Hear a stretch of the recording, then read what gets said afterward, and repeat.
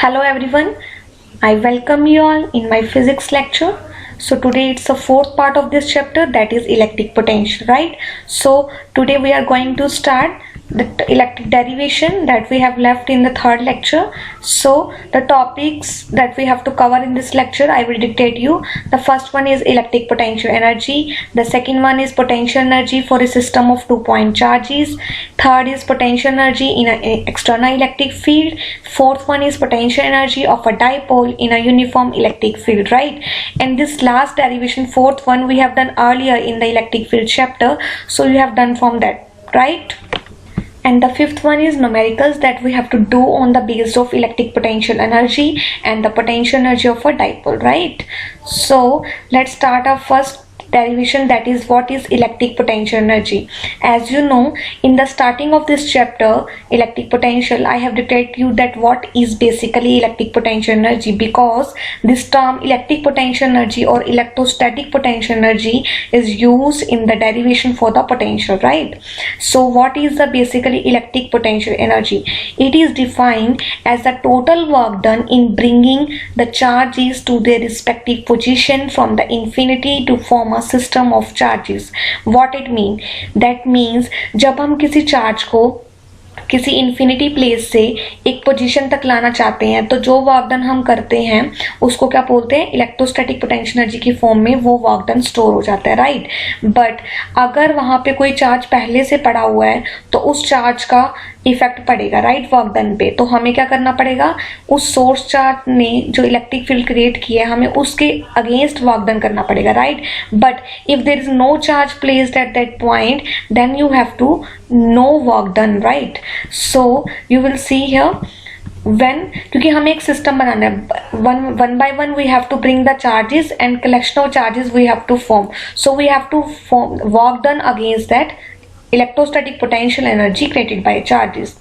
So if definition is not clear, then we will see the example, then definition will be clear to more, right? Now when we brought two charges closer to each other, that means जब हम दो charges को पास में लाते हैं तो हमें कुछ ना कुछ work done करना पड़ता है against the electrostatic force of repulsion, because the charges have created an electric field around itself. That means for example this is a charge 1q1 and यहाँ पे सेकेंड चार्ज पड़ा है, यहाँ पे फर्स्ट चार्ज, राइट? तो दोनों पे same charges है, ये भी पॉजिटिव है, राइट, ये भी positive and this one is also positive, that means ये रिपेल करेंगे। तो मुझे इस चार्ज को इसके पास लाना है, तो हमें कुछ ना कुछ वर्क डन करना पड़ेगा। क्यों? क्योंकि ये इसको रिपेल करेगा, इलेक्ट्रिक फील्ड लाइन ऐसे निकलेंगी, राइट? तो इसको पुश करेगा कि ये इस साइड पे जाए, इस साइड पे, राइट? बट हमें इसको इसके पास लेके जाना, दैट मीन्स हमें ऑपोजिट डायरेक्शन में लेके आना है, तो हमें क्या करना पड़ेगा? इसके ऑपोजिट हमें वर्क डन करना पड़ेगा। इसलिए मैंने लिखा है कि हमें इलेक्ट्रोस्टैटिक फोर्स ऑफ रिपल्शन के अगेंस्ट वर्क डन करना पड़ता है ताकि हम रिपल्शन वाले फोर्स से ओवरकम कर पाए, right? So now that is the basic concept that will use in the derivation for the electrostatic potential energy. Now the main derivation starts from here. If you understand the concept one by one, then you will be able to understand the whole lecture. So please careful while learning the first derivation. Derive the potential energy expression for the system of 2-point charges. That means यहाँ पे infinity है, कोई infinity दूर position वाली होती है, right? तो बहुत दूर से हम किसी चार्ज को एक पॉइंट पे लाना चाहते हैं। For the time being you will forget कि यहाँ पे कोई चार्ज भी पड़ा है। स्टार्टिंग में देखिए, सबसे पहले आप सोचिए कि मुझे ये डायग्राम आप एक बार फॉरगेट, राइट? ठीक है, forget this diagram for the time Bing. First you will, yes, so you will C, I will assume that मुझे एक चार्ज की टेस्ट चार्ज है, मुझे इसको इस पोजीशन पे लाना है, right? So for time being let's just assume this, यहाँ पे ए पॉइंट है, तो मुझे इस पॉइंट पे चार्ज को लेके आना है, टेस्ट चार्ज को, कहाँ से? इन्फिनिटी से, राइट? तो मैं सबसे पहले कुछ नहीं पड़ा हुआ, कोई खाली स्पेस है हमारे पास, हमें इन्फिनिटी से कोई चार्ज लाके रखना है। तो जब यहाँ पे इसके अगेंस्ट कोई वर्क डन करना ही नहीं पड़ेगा, वाई? क्योंकि यहाँ पे कोई चार्ज ही नहीं है। हमें वर्क डन कब करना पड़ता है? जब कोई चार्ज हो, वो अपनी इलेक्ट्रिक फील्ड क्रिएट कर रहा हो, तो हमें उसके अगेंस्ट वर्क डन करना हो लाने के लिए चार्ज को, राइट?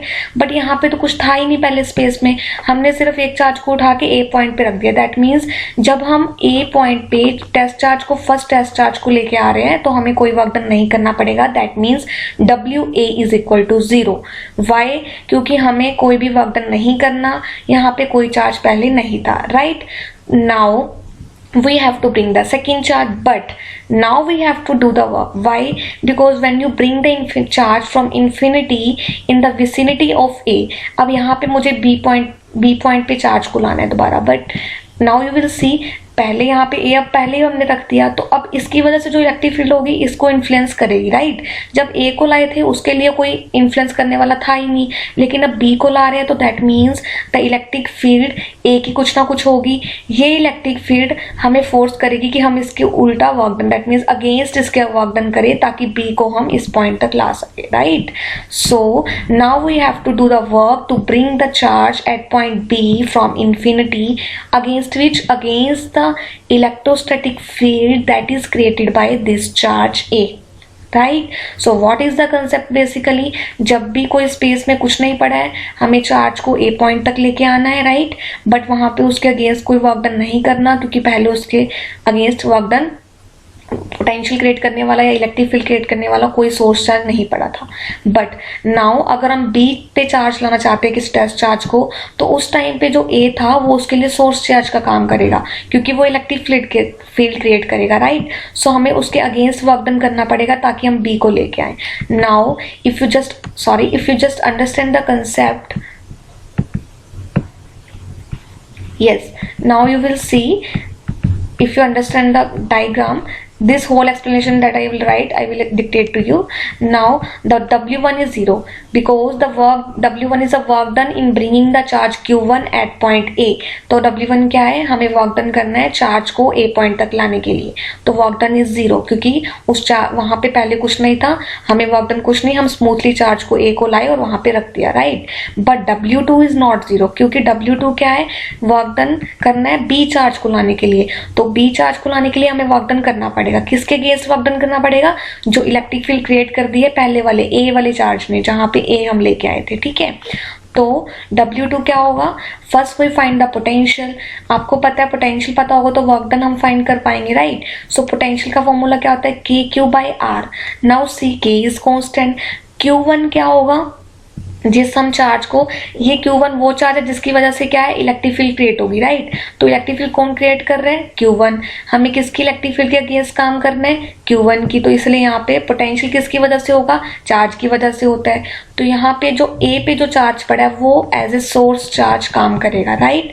तो Q2 जो हम ला रहे हैं वो टेस्ट चार्ज का काम करेगा। तो सोर्स चार्ज जो इलेक्ट्रिक फील्ड क्रिएट कर रहा है, पोटेंशियल जो क्रिएट कर रहे हैं, उसके अगेंस्ट हमें वर्क डन करना है, so that we bring the charge Q2 in the vicinity of the charge A, right? The charge placed at the point A. Vicinity means उसके पास, right? So this is the separation between two charges that you see from the diagram. Here R12 is the separation between two charges, right? So in the potential you have to put the value of Q1, KQ1 divided by R12. Now that हमें पता है work done और potential में क्या relation, हम पहले पढ़ चुके हैं इलेक्ट्रिक फील्ड वाले टॉपिक में, in the previous chapter the potential, first one lecture, right। तो हमने ये फॉर्मूला देखा था, पोटेंशियल इनटू चार्ज क्या होता है, वर्क डन। पोटेंशियल किसकी वजह से, सोर्स चार्ज की वजह से। सोर्स चार्ज कौन सा है यहाँ पे, Q1। तो सोर्स चार्ज का काम कौन कर रहा है, first charge, that is the charge at point A. So V1 is the potential at point A, कौन क्रिएट कर रहा है, Q1, इनटू कौन एक्सपीरियंस करेगा इस पोटेंशियल को, टेस्ट चार्ज। टेस्ट चार्ज यहाँ पे कौन है, Q2। So you will put the value of V1 into Q2, just put down the value of V1, 1/4πε0 Q1 divided by R1 that we have derived above, that expression you have to put in the downside, right? So here you will put down the value of V1, Q2 as it is. So W2 become Q1, Q2 divided by 4πε0 R12. That means that is the work done that we have to do, bring the charge Q2 from point infinity to point B in the vicinity of A against the electrostatic force of attraction that is created by charge A. So here the charge placed at point A act as a source charge. Charge that we bring is B, that is act as a test charge, right? So now you will see W2 क्या है, जो work done 1 2 जो पहले वाला subscript वो show करता है source charge की वजह से जो इलेक्ट्रिक फील्ड क्रिएट कर रहा है। 2 that is a test charge जो फेस कर रहा है potential created by this source charge, right. तो ये है जो क्रिएट करेगा पोटेंशियल, ये जो फेस करेगा उस पोटेंशियल को, राइट। नाउ जब थर्ड को लाएंगे तो उसको दोनों का पोटेंशियल फेस करना है, तो थर्ड टेस्ट चार्ज तो एज इट इज और दोनों का फेस करना है, तो 1 वाला टर्म भी और 2 वाला भी, राइट। तो 2 work done. Now the total potential energy क्या होगी, W1 plus W2 plus W3। W3 में 2 वर्क डन आएंगे, 1 और 2 का दोनों का। W2 में सिर्फ एक का ही उसको फेस करना और W1 में किसी को फेस नहीं करना। सो 0 just add the component. W2 को क्या लिख सकते, दोनों चार्जेस Q1 Q2 उनके बीच का सेपरेशन, 1 3 में Q1 Q3 उनके बीच का सेपरेशन, 2 3 में Q2 Q3 बीच का separation, right. So that is the basic concept. Now take K from all the 3 terms common. K को हम डिकोड करेंगे 1/4πε0 Q1 Q2 divide by R12 plus Q1 Q3 divide by R13 plus Q2 Q3 divide by R23, right. Now you will see here, ये तो हो गया normal terms. अगर मैं इसको समीशन की फॉर्म में लिखना चाहूँ कि मुझे बार बार सारे टर्म्स लिखनी ना पड़े, I will just sum up in the one term. तो हमें पता है हम समीशन यूज करते हैं जब हमें ऐसे कुछ कॉम्बिनेशन में लिखना हो, जब सिमिलर टर्म्स हो। तो नाउ यू विल सी कि हमारे पास 3 चार्जेस है, राइट। तो समीशन ओवर 3 चार्जेस होगा। और यहाँ पे मैंने दो सबस्क्रिप्ट क्यों यूज किए हैं, एक सोर्स चार्ज के लिए और एक टेस्ट चार्ज के लिए। जो आई है वो सोर्स चार्ज के लिए यूज किया है कि तीनों चार्जेस सोर्स चार्ज एक्ट कर सकते हैं, राइट। और जे है वो टेस्ट चार्ज के लिए यूज किया क्योंकि जो सोर्स चार्ज है वो टेस्ट चार्ज भी बनेगा किसी ना किसी केस के लिए। तो इसीलिए सबस्क्रिप्ट 2 यूज होंगे और तीनों के लिए 3 बट यू विल सी पर है तो 3 चार्जेस, ये तो 6 लग रहे हैं कि 3 test charge 3 source charge, right. तो आपको क्या करना है, इसलिए आप हाफ लगाते हैं कि आपकी टर्म सिर्फ एक बार रिपीट हो, 2 टाइम्स एक ही बार 2 बार चीज ना आ जाए, राइट। अगर आप इस और आई जे के इक्वल नहीं हो सकता, क्यों, क्योंकि अगर सोर्स चार्ज है तो वो टेस्ट चार्ज उसी टाइम पे टेस्ट चार्ज तो नहीं हो सकता। एक ही टाइम पे जो सोर्स चार्ज होगा वो टेस्ट चार्ज नहीं एक्ट कर सकता, right. So I not equal to J. और अगर आप यहां से देखें तो आपको लग रहा है 6 चार्जेस है, 3 आई के और 3 जे के, बट है वो 3 ही एक्चुअली में, इसलिए वो divide by 2 so that terms will not repeat, right. So how will you take place, I1 from 1 to 3, J vary from 1 to 3, QI represent the source charge, QJ represent the test charge। मैंने सिर्फ terms को decode किया, देखो 2 charge थे, यहाँ पे आई ये source charge होता है, ये टेस्ट चार्ज, बीच में सेपरेशन के as it is, just summation कर दिया इन टर्म्स का, राइट। तो नाउ यू विल सी, इसलिए 2 लिखे, ये एक्सप्लेनेशन है कि हम 2 बार वो काउंट ना हो। अगर W21 है W12 है तो दोनों को ऐसा नहीं कि 2 बार लिखेंगे, वो टर्म एक ही है, राइट। तो सोर्स और टेस्टर अपनी पोजीशन एक्सचेंज कर रहे हैं जस्ट, तो so you have to write it as once, right. Okay, so contribution we have to take at once, I1 J2 either I2 J1, so these are both same things, right. Just position of a source and test charge are exchanging. Now similarly you have to derive the expression for the potential energy for n charges, that you have to do on self or yourself, right. For 2 charges and for 3 charges I have to dictate you already, and now for n charges you will please try. If any doubt please let me know, you can ask me. Now potential energy in an external electric field, next is this is the derivation, right.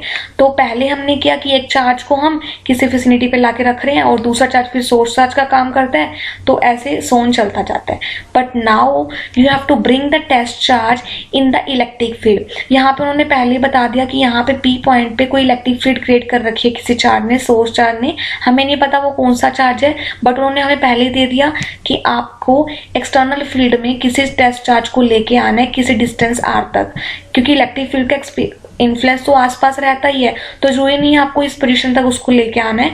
You have to bring the test charge from infinity at this point, right, this जहां पे मैंने Q show कर रखा है। तो ये वाला point charge r distance से है इस P पॉइंट, तो आपको P से Q तक का डिस्टेंस r दे रखा है और P पॉइंट पे पोटेंशियल है उसी इलेक्ट्रिक फील्ड की वजह से जो किसी सोर्स चार्ज ने क्रिएट किया हुआ है, right. So you have to done the work done or that work done stored in the form of potential energy to bring the charge from infinity. That charge is Q. This Q is not a source charge, please remember, this is a test charge that we have to bring at a distance r from the P, right. So now what, as you know, these all things are same, right. So this expression you already know. Work done को हम क्या लिख सकते हैं, charge, कौन सा charge, test charge, क्या ये फेस करता है? पोटेंशियल। किसकी वजह से होता है पोटेंशियल? जो सोर्स चार्ज क्रिएट करता है। तो V किसने क्रिएट किया? पोटेंशियल किसने क्रिएट किया? सोर्स चार्ज ने। और पोटेंशियल किसकी वजह से? इलेक्ट्रिक फील्ड की वजह से। तो आपको ऑलरेडी दिया हुआ था कि इलेक्ट्रिक फील्ड में आपको किसी चार्ज को, टेस्ट चार्ज को लेके आना है, right? So Q into V आप लिख सकते हैं। It's not a derivation, it's just a simple expression to dictate you that how to write the potential और work done in external field like this, right? Now if you you have to write this in form of vector form, then आप एक r distance पे ला रहे हैं, जैसे मैंने बताया कि P और R, इसका डिस्टेंस कितना था? R, right? So this distance is R. So now you will see W is equal to Q into V. You have to bring that distance R. So potential energy become Q into V R. तो R यहाँ पे vector है, please remember, potential पे नहीं है ये vector का form, ये R पे है, राइट? सो कि पोटेंशियल तो स्केलर क्वांटिटी है, यहाँ पे वेक्टर नहीं है, R के ऊपर वेक्टर है, right? So you will write like this. Now what are the units of electrostatic potential energy? The units of electrostatic potential energy क्या होंगे? U का फॉर्मूला क्या है? Q into V. Q क्या है? चार्ज की यूनिट्स क्या आते हैं? कूलम. पोटेंशियल की units volt. So you have to see, so the units will become, हमें पता है एनर्जी की यूनिट्स क्या होते हैं? जूल. कूलम के कूलम, Q के कूलम, V के पोटेंशियल के volt. So 1 joule become coulomb volt. So potential energy के units you have to write coulomb volt. 1 joule is equal to 1 coulomb volt, right? So there are some notes for conversion that अगर numerical में आपको convert करने के लिए आता है electron volt को जूल में, then how you will convert it, right? So 1 electron volt is equal to 1.6 into 10⁻⁹ joule. Mega volt क्या होगा? मेगा क्या होता है? 10⁶. तो +6 कर दो, -13 बन जाएगा, right?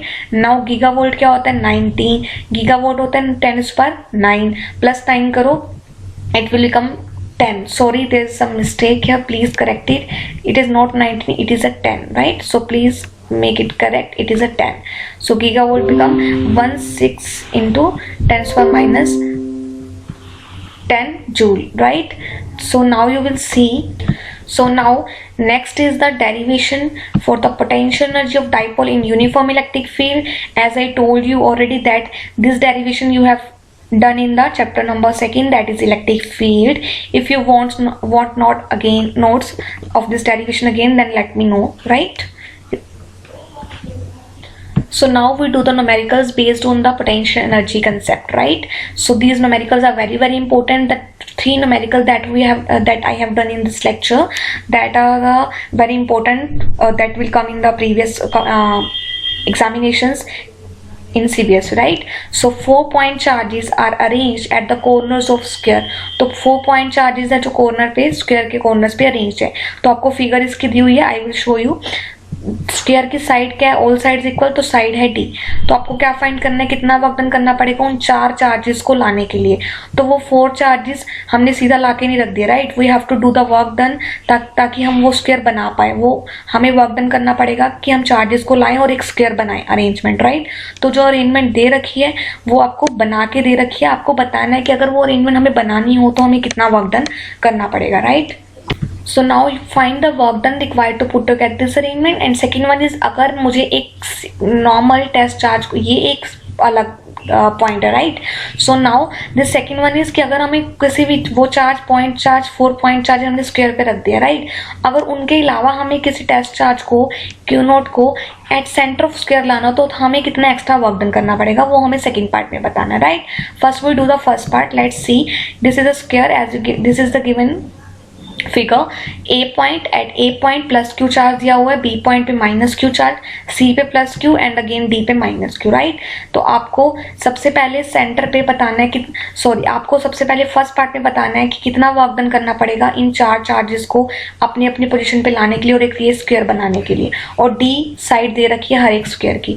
So side of square equal D. आपको बीच में, क्योंकि ये डिस्टेंस आपको चाहिए होगा, राइट? क्योंकि आपको इलेक्ट्रोस्टैटिक पोटेंशियल एनर्जी चाहिए तो आपको ये डिस्टेंस चाहिए होगा, राइट?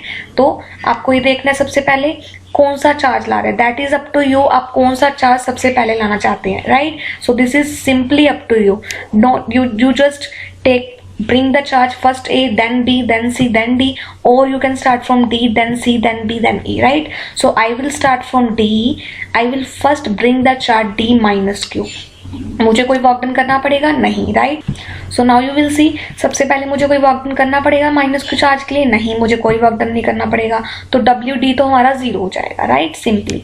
नाउ सी के लिए वर्क डन करना पड़ेगा, राइट, क्योंकि डी पहले पड़ा है, तो सी के लिए सिर्फ एक टर्म होगी, किसकी पोटेंशियल फेस करेगा? वो डी का, राइट। तो सी के लिए कौन सी टर्म? एक टर्म। नाउ बी लाएंगे, बी को किसका पोटेंशियल फेस करना पड़ेगा? दोनों का, डी और सी का, क्योंकि अब दोनों इससे पहले आ चुके हैं, तो बी के लिए दो टर्म, सी के लिए, बी के लिए दो, अप टू टोटल कितने हो चुके हैं? 3 टर्म्स हो चुकी हैं। फिर आप फोर्थ चार्ज लाएंगे, फोर्थ को किसका पोटेंशियल फेस करना पड़ेगा? डी का, सी का, बी का, 3 ही, तो 3 पहले हो चुकी थी, 3 अब, right, that means 6 terms total that we have to add, and 7th वो फर्स्ट वाली थी जो 0, right. So now you will, okay, now you will see, हमें अब करना क्या है? बेसिकली ये 6 टर्म्स को टोटल ऐड करना है, राइट। तो आप वर्क डन जब करेंगे, यू विल सी हियर, यहाँ पे टोटल कितनी टर्म्स है? 6, 1 2 3 4 5 6 और 0 जो डी वाला था। सबसे पहले मैं डी को लाई, मुझे कोई वर्क डन नहीं करना, राइट। फिर मैं सी को लाई, मुझे वर्क डन करना पड़ेगा, किसके अगेंस्ट? सी के अगेंस्ट। तो किसके किसके बीच में पोटेंशियल होगा? ये सी और डी के बीच में, क्योंकि हम डेरिवेशन कर चुके हैं ऑलरेडी, जिन दो के बीच में हमें पोटेंशियल फाइंड आउट करना होता है, वो दोनों चार्जेस यहाँ पे आते हैं। डिस्टेंस उन दोनों के बीच में डीसी है, मैंने एज इट इज लिख दिया, राइट। नाउ मुझे अब बी चार्ज को लाना है, बी को किसके अगेंस्ट लाना होगा? दोनों के लिए, सी और डी उससे पहले आ चुके हैं, राइट। तो बी के साथ डी का भी और बी के साथ सी का भी, क्योंकि 2 चार्जेस, तो 2 टर्म बी के दी। नाउ मैं ए को लाऊंगी, right. So now you will see, मुझे अब ए को लाना है। ए के लिए अब तीनों ऑलरेडी पहले आ चुके हैं, सी, डी और बी, तो 3 टर्म। डी फेस करेगा, सॉरी, ए फेस कर रहे तीनों की वजह से, ए एज इट इज और B C D as it is, क्योंकि यहाँ पे सी डी काम करेगा सोर्स चार्ज, यहाँ पे सी काम करेगा, यहाँ पे बी, और टेस्ट चार्ज तो सेम ही रहेगा जो तीनों की वजह से पोटेंशियल फेस करेगा, राइट। सो ये 6 टर्म्स होगी पोटेंशियल एनर्जी की टोटल, जो हमने फाइंड आउट करनी है, right. Now A B distance हमें पता है नॉर्मली कितना है? डी, ठीक है। ए बी डिस्टेंस हमें नॉर्मली पता है, ए डी भी पता है, डी सी भी पता है, बी डी भी, लेकिन जिनमें ए सी डिस्टेंस है अगर ए और सी के बीच में, तो वो तो हमें पाइथागोरस थ्योरम से निकालना पड़ेगा। तो so you have to apply the Pythagoras theorem, that is base square plus perpendicular square. So base square is A B square plus then B. So now you will see base square plus perpendicular square. Base square is d square, base square d. अगर हम ये वाली triangle लें B D C, base square d square perpendicular d square, and we have to see the hypotenuse. So d square plus d square, that is root 2 d square. So AC will become root 2 d. Now similarly जो भी दूसरा diagonal होगा, similarly आप PD ये निकाल, तो दोनों के लिए root 2 d ही होगा, right? So just put down the value of AB, that is D AC diagonal AD, फिर से वो सेम डी बी सी, फिर से डी बी डी, फिर से diagonal root 2 D D C, that is side. So just put down the value, you will get this expression, right? So take the common things that you and solve, you will get this expression. This is very easy. You just understand one concept कि हमें कैसे charges को लेना और कौन से charge के लिए कौन सा सोर्स चार्ज एक्ट करेगा और किसके दो के बीच में इलेक्ट्रोस्टैटिक पोटेंशियल एनर्जी लेनी. तो ऐसे ना हो कि आप 7 टर्म्स बना रहे हो अपनी तरफ से कि उसके लिए भी वो फोर्स एक्सपीरियंस कर सकते हैं, नहीं. तो आपको 1 by 1 सीक्वेंस में चलना है, राइट? तो वो आप पे डिपेंड करता है, आप ए से स्टार्ट करो चाहे डी से. टर्म्स टोटल सेम ही आने वाली है, 6 ही आएंगी वो, right? Now the extra work done, second part में बोला था extra work done to bring charge Q naught to centre E. कितना एक्स्ट्रा वर्क डन?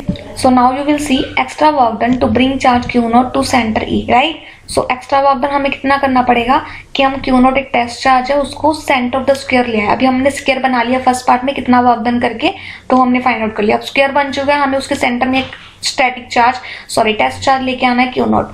तो कितना वर्क डन करना होता है? Q into V. किसके पोटेंशियल में ला रहे हैं? जो स्क्वायर बनाया, तो आपको पोटेंशियल फाइंड करना पड़ेगा स्क्वायर के लिए, राइट? और क्यू नोट टेस्ट चार्ज जिसको हमें लेके आना है. तो पोटेंशियल कैसे फाइंड करते हैं? के क्यू बाई आर फॉर्मूला होता है पोटेंशियल का.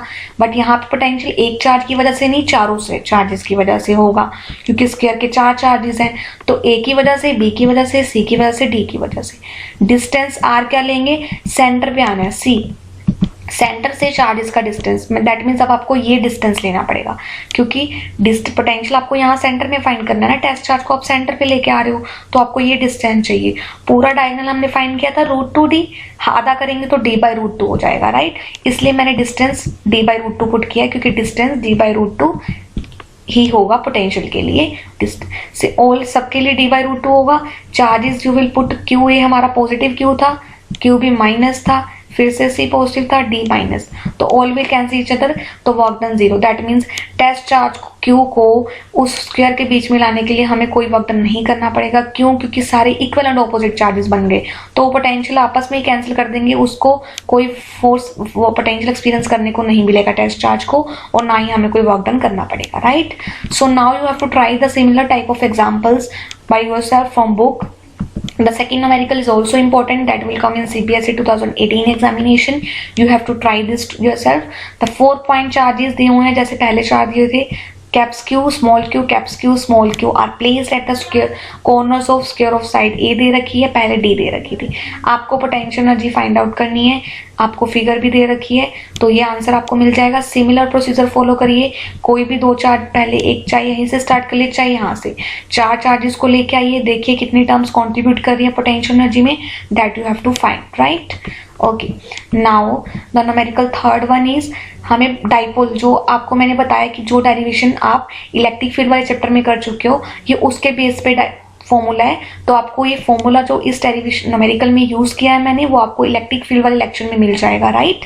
सो calculate the amount of work done in rotating an electric dipole if dipole moment की वैल्यू दे रखी है, P दे रखे है 3.2 into 10⁻⁸ coulomb metre from its position of stable equilibrium. सबसे पहले हमें समझते हैं कि स्टेबल और अनस्टेबल इक्विलिब्रियम क्या होता है। स्टेबल मींस डाइपोल जब यूनिफॉर्म इलेक्ट्रिक फील्ड की डायरेक्शन में ही होती है तो एंगल 0 बनता है स्टेबल इक्विलिब्रियम में, right. But in case of unstable, जब इलेक्ट्रिक डाइपोल इलेक्ट्रिक फील्ड की डायरेक्शन ऑपोजिट होते हैं, एंटी होते हैं, राइट, 180 डिग्री बनाते हैं। तो I will show you here if you have confusion. अगर इलेक्ट्रिक फील्ड और डाइपोल की डायरेक्शन सेम है तो क्या होगा, एंगल 0 डिग्री। अगर इलेक्ट्रिक फील्ड इस तरफ जा रही है और डाइपोल हमने ऐसे प्लेस कर रखी है तो एंगल विल बिकम 180, राइट। तो ये वाला केस है, सो दिस ये वाला केस किसका होगा, अनस्टेबल का, यू का unstable, and this one will the case of the stable, right. So this will the case of stable one, right. Okay, now you will C, just wait for a second. Yes,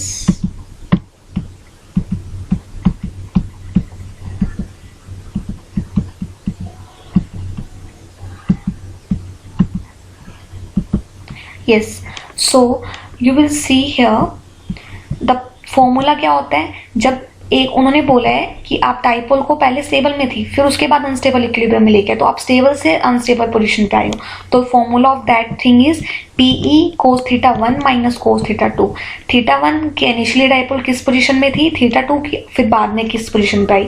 सबसे पहले stable position में थी, stable position में angle कितना लेते हैं, 0 degree, सो 0, और unstable position में हम 180 अभी लिया था हमने, तो 180, तो cos 180 की वैल्यू -1 होती है, -1 और माइनस तो +1 जाएगा, राइट, और cos 0 की वैल्यू भी +1 होती है, तो 1 + 1 2 हो जाएगा। इसीलिए the potential energy value become 2PE, and P vector की वैल्यू आपको दे रखी है ऑलरेडी, न्यूमेरिकल में गिवन है, राइट, और and yes 2PE and electric field की आपको वैल्यू दे रखी है, that is 10⁴, uniform electric field of 10⁴ newton per coulomb. So just put down the value, कि आपको जस्ट ये कंसेप्ट पता होना चाहिए था कि PE cos θ कौन से एंगल्स लेते हैं, initial one minus final one, और अनस्टेबल और स्टेबल इक्विलिब्रियम की क्या क्या कंडीशन होती हैं, right. So now you will C, put down the value of P 3.2 into 10⁻⁸ and value of E, that is 10⁴, so you will get this expression. Now this is the answer of your numerical, right. So the chapter electric potential is over here, right. So if you find any difficulty, please let me know. For the small discussion for the capacitor, I will start in this lecture. Just I will take your 2 minutes for this capacitor concept. What is basically capacitor? The potential is over. Please remember, capacitor is next chapter, right? So it is in a first unit, the chapter of first unit, but is it here itself a first chapter, a second chapter, right? So now you will see what is capacitor. Basically arrangement for storing large amount of charge. कौन सा arrangement capacitor होता है जिसमें हम charge को, large amount charge को store कर सकते हैं। तो for the time being you will understand that what is capacitor. I will elaborate whole the principle of capacitor in the next lecture, right. So arrangement for storing small amount of large amount of charge, sorry बहुत सारा charge हम store कर सकते हैं capacitor में, तो उसको बोलते हैं कैपेसिटर, राइट। और इलेक्ट्रिक एनर्जी भी, क्योंकि चार्ज है तो एनर्जी भी होगी, तो बट ये नहीं है कि बहुत सारा चार्ज स्टोर करती तो बहुत बड़ा होगा, नहीं, कैपेसिटर बहुत छोटा होता है, राइट। तो ये बट स्पेस कम है लेकिन चार्ज बहुत ज्यादा स्टोर कर सकते हैं, राइट। तो some important things that you have to known about the capacitor. The first one is कि large amount of charge store करता है। और ये बनता कैसे है? कैपेसिटर को बनाने के लिए दो कंडक्टर चाहिए होते हैं। कंडक्टर क्या होते हैं? जो इलेक्ट्रिसिटी कंडक्ट कर सके, राइट, जो इलेक्ट्रिसिटी को पास करने दे। तो इस कैपेसिटर को बनाने के लिए हमें टू अरेंजमेंट चाहिए, दैट इज टू कंडक्टर्स चाहिए, that mean two conductors rods चाहिए, राइट। तो आपको अगर न्यूमेरिकल या कोई भी कैपेसिटर का डेरिवेशन या डेरिवेशन में कंडेंसर लिखा आता है तो प्लीज रिमेंबर कैपेसिटर या कंडेंसर एक ही चीज है। Nowadays we use the capacitor as a condenser, right. तो कंडेंसर भी उसको बोलते हैं और दोनों एक ही चीज है। कैपेसिटर और कंडेंसर दोनों एक ही चीज है, right. So next thing is essentially the consist of two conductors. ये मैं आपको पहले बता चुकी हूँ, दोनों दो कंडक्टर से बनता है। और कुछ मीडियम, इंसुलेटिंग मीडियम बोलते हैं। ये दो कंडक्टर है, एक रोड सेकंड रोड, एक पे पॉजिटिव चार्ज होता है सेकंड पे नेगेटिव, राइट। तो ऑपोजिट कंडक्टर्स होते हैं। ये मैं आपको बताऊंगी ऑपोजिट क्यों होते हैं, इस पे पॉजिटिव क्यों होता है, इस पे नेगेटिव क्यों होता है, राइट। तो और ये अर्थिंग क्या होती है, सी यहाँ पे मैं अगर इसको कनेक्ट कर दूं ग्राउंड से तो वो भी चल सकता है, राइट। तो ये सब चीजें ये सब हम नेक्स्ट लेक्चर में देखेंगे। For the time being you just understand कि कंडक्टर क्या होता है। दो रोड्स होती हैं, एक पे पॉजिटिव चार्ज होता है, एक पे नेगेटिव। ये कैसे आता है प्रिंसिपल, ये मैं आपको बताऊंगी। इन दोनों के बीच में थोड़ी स्पेस होती है, इंसुलेटिंग मीडियम से भरा होता है, राइट। तो उसको हम डाइलेक्ट्रिक बोलते हैं, बीच वाले मीडियम को, ठीक है। और ये दो कंडक्टर से बना होता है, right? The principle that we will discuss in next lecture.